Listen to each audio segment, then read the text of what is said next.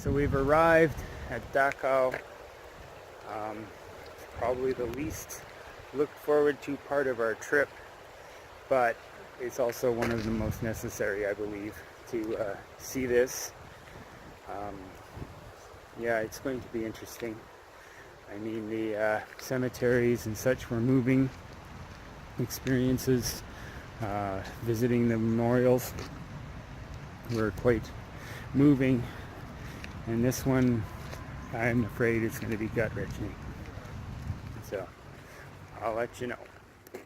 The gate that the prisoners came into, it says Arbeit macht frei, which means work makes freedom. And this is the compound that they saw as they entered the gate.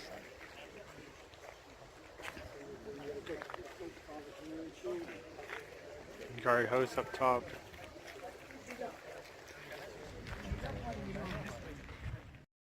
Hello. Just out here in Munich, just outside of where we are staying, and I just wanted to discuss tonight. You know, it's nice and quiet here. We're kind of out in the country. It's beautiful. But I wanted to discuss our trip to Dachau today.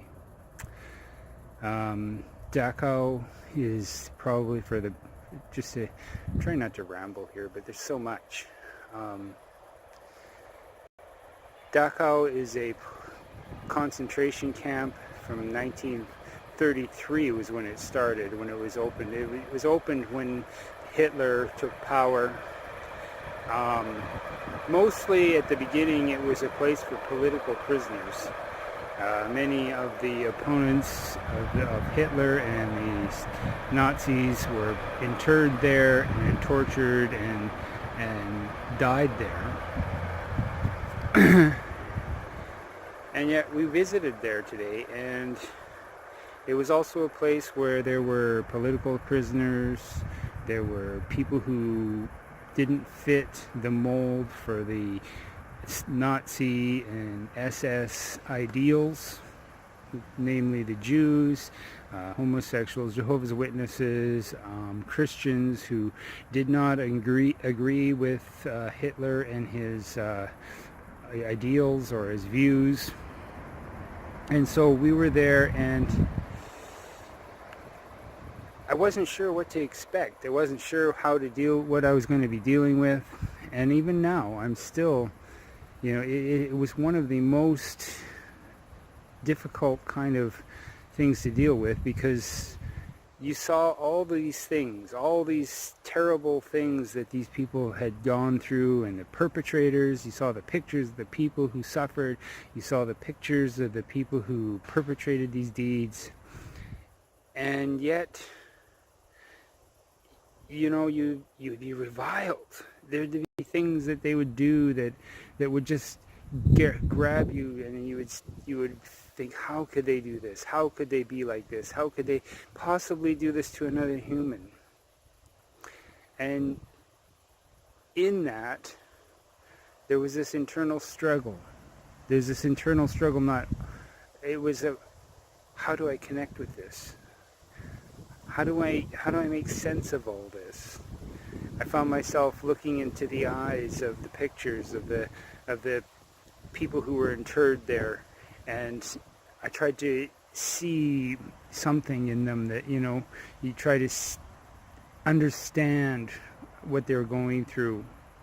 And I would find myself looking at the eyes of the people who were in charge, the people who purposely killed people, purposely horribly tortured people and mutilated, and all of these things, stripped every human dignity from these people. And as you couldn't connect. I couldn't connect. As much as I tried, I couldn't connect to this, because obviously I've never had to experience anything like this. I've never had to experience any discomfort as far as that goes like that. I've lived a blessed life, a life of great blessing.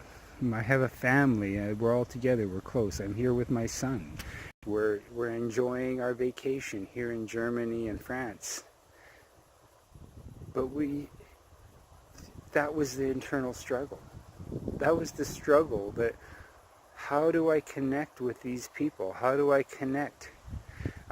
It's mind-boggling how people who look like normal people, normal everyday citizens, could perpetrate these deeds. People who look like normal everyday citizens could be treated like this, could be packed and carted off as corpses to the crematoriums where they just, thousands and thousands of people died. Dachau was the first concentration camp in Germany. It ran through the entire run of the Nazi reign. It was the longest running concentration camp. It was also the model for all the other concentration camps. The leadership of Dachau were the ones who put the model for every other concentration camp throughout Europe. Auschwitz, which is far beyond what Dachau was, because Dachau never actually, they built a gas chamber and they never actually used it. All they used was, they had the firing squads, they had the torture, and they had the terrible medical experiments, and they had things that were subhuman. They just treated people like subhumans. And yet, that was the least of what was going on.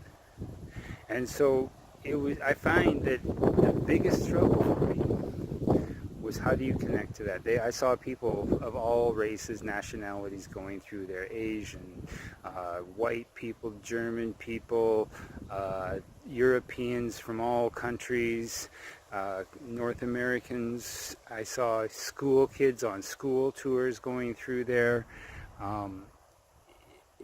And as I was looking at the faces of the people who were going through there, I couldn't help but try to look into their eyes to see what they were seeing, to see what they were feeling. And honestly, I don't think they connected. I don't think they, it's like you see it, you see the horror, you're appalled by it, but it doesn't register. Because none of us have gone through that. None of us have had to deal with that. There were Islamic people there. There was everybody there.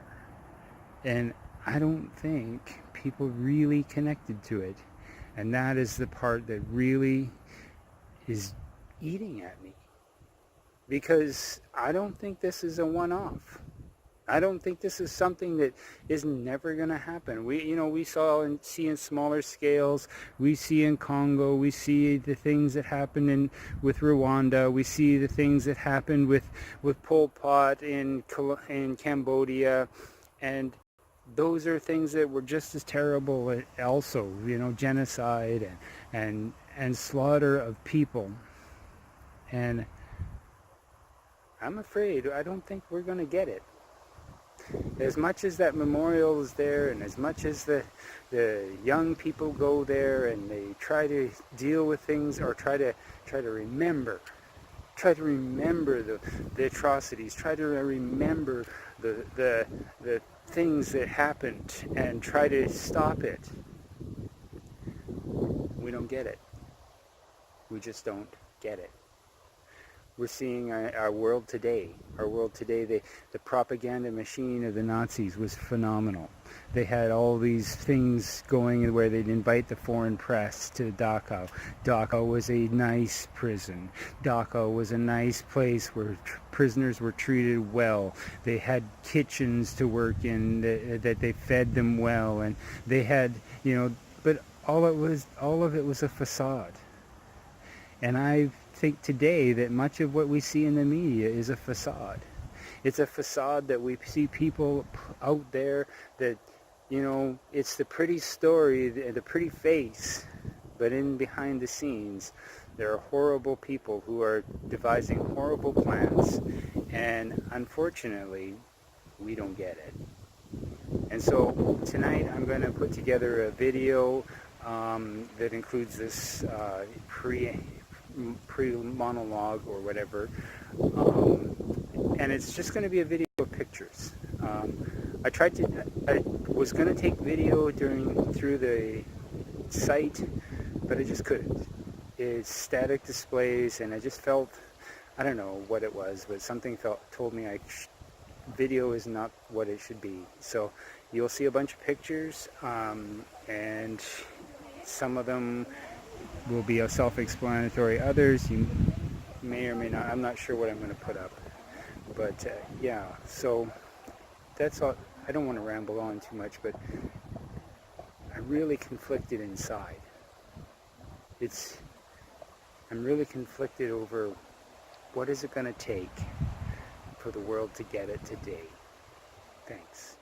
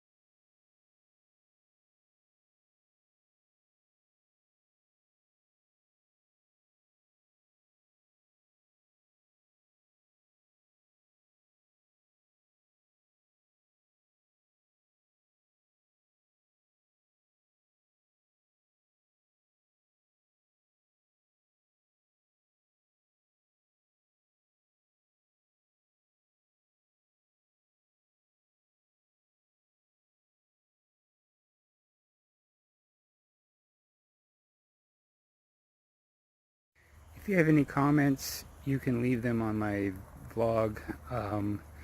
You know, you're welcome to comment as to what you feel about this video and whether you visited Dachau or any of the other concentration camps, or you'd like to, or you know, maybe you have some insight. I don't know, because right now I am at a loss for words.